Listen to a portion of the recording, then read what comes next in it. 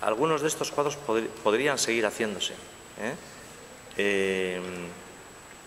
Hay una, tanto en filosofía como en física orgánica o como en agricultura, ¿no? El concepto de rizoma es algo que también nos lleva a la posibilidad de no límites. Entonces, estos cuadros podrían, en un momento determinado, salir hacia nosotros.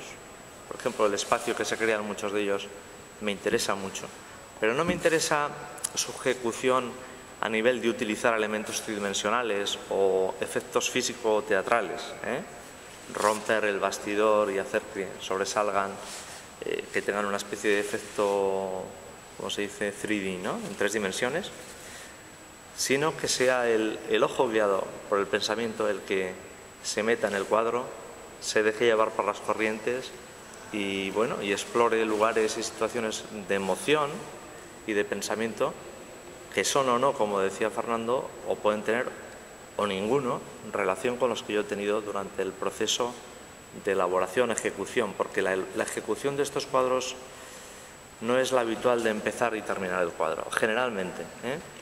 Hay cuadros que sí, ya os digo que salen como más directos, ¿no? Pero generalmente pasan sus cribas de descanso.